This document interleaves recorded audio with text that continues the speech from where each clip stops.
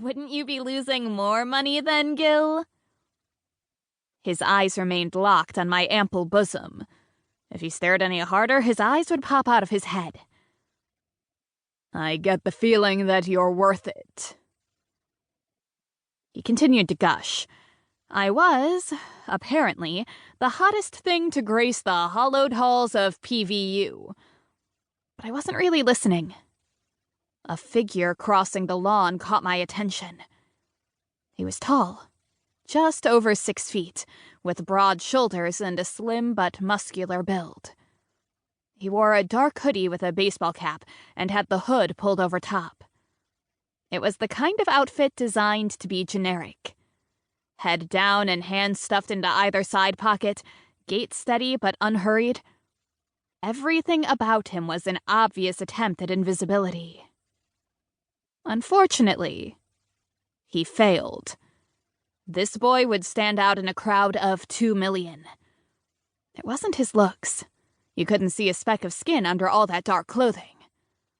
It was more the way he moved. Like some celestial being sent to Earth in order to show mere mortals just how insignificant we really were. His pace was slow and steady, but there was an underlying urgency to it. Something predatory and fierce. Every step was made with tight-laced control and executed with panther-like grace.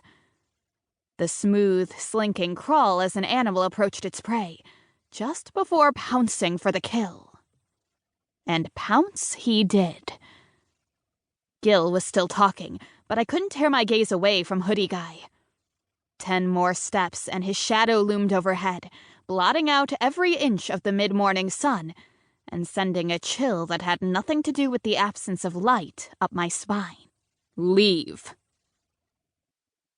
A single word spoken with uncompromising command. Gil looked up, momentarily surprised, but the grin never slipped from his face. Help you, dude? Help yourself, dude. Get up and walk away. Kale's voice was low and dangerous, but Gil was either an idiot or too stoned to notice. Gil laughed and stood, puffing out his chest and squaring his shoulders. He was the biggest of the 2 boys, having a good 1.5 feet in height and at least 80 pounds of extra bulk. Still, if he wasn't careful, he'd be nothing more than a grass stain. If he was lucky. As fun as the whole thing was to watch, I stood as well. I didn't want to be responsible for some stoner getting his skull cracked in half because my fake sweater puppies were trying to break free from the pen. It's all right. This is my boy.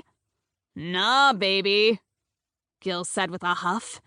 His grin slipped into a frown. It isn't all right. This dude needs to step off.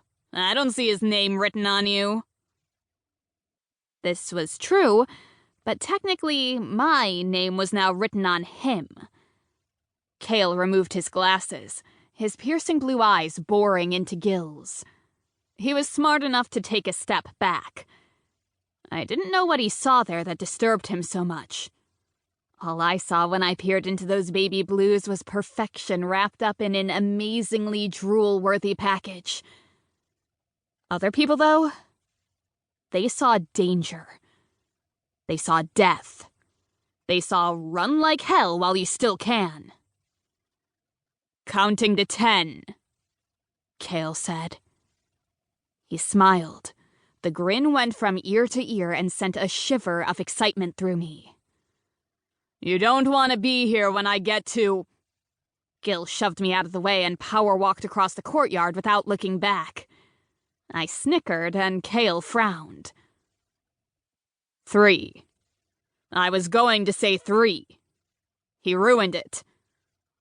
I took the glasses from him and slipped them back onto his face before planting a tiny kiss on his lips. You shouldn't be here. Neither should you. I couldn't see his eyes through the dark glasses, but I'd put good money on him glaring at me. You shouldn't have left the house like that. You were supposed to wait. To anyone who didn't know him, Kale's words might have sounded like a blazing...